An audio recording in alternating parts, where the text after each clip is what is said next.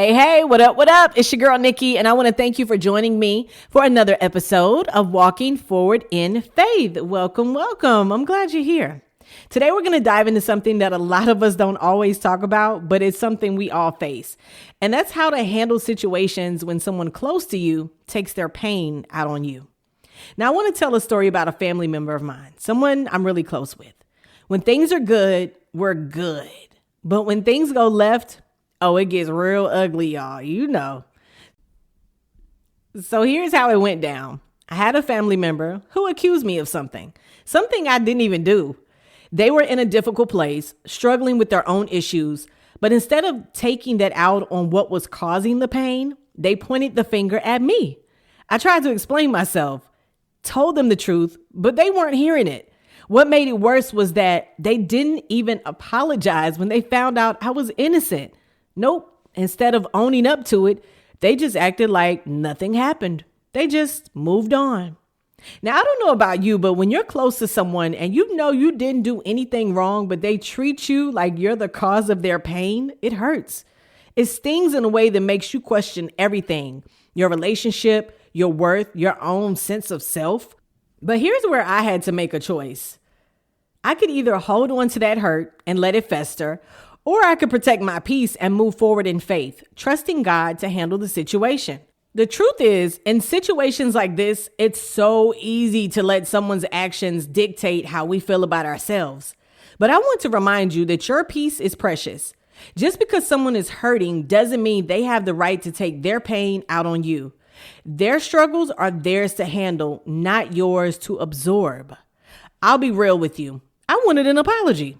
I wanted them to admit that they were wrong, that they misjudged me, and they should know me better than that.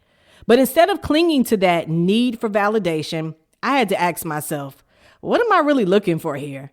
Am I looking for peace in their apology, or am I looking for peace in myself no matter what they do? Proverbs 4:23 says, above all else, guard your heart, for everything you do flows from it. I realized that I had to guard my heart against the bitterness and the resentment that could creep in. Because when someone refuses to apologize or acknowledge the hurt they've caused, you have two choices. You can hold on to it and let it poison you, or you can release it, pray about it, and move forward in peace. So what did I do? I prayed. I asked God for wisdom. And he reminded me that my peace and my heart are more important than waiting on someone else's apology that I probably will never get. I can't control what they do, but I can control how I respond. And I made a decision. I'm not anyone's emotional punching bag. If you can't treat me with respect, I have every right to set boundaries and protect my peace. Now, I'm not saying you should cut people off left and right. I'm not saying you shouldn't try to work things out. But what I am saying is that when someone refuses to treat you right, even after you've shown them grace, you don't have to keep taking the blows. Sometimes the most loving thing you can do is step back and protect your heart.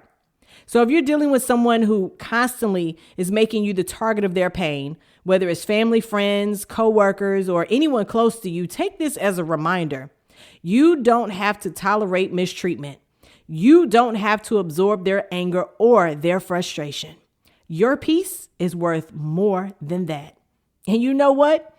Even if they never apologize, you can still walk forward in faith. God sees your heart. He knows your intentions, and he's got your back. You don't need their approval or their apology to move forward. If this episode spoke to you, share it with someone who needs this reminder. Stay blessed, stay strong, and keep walking forward in faith.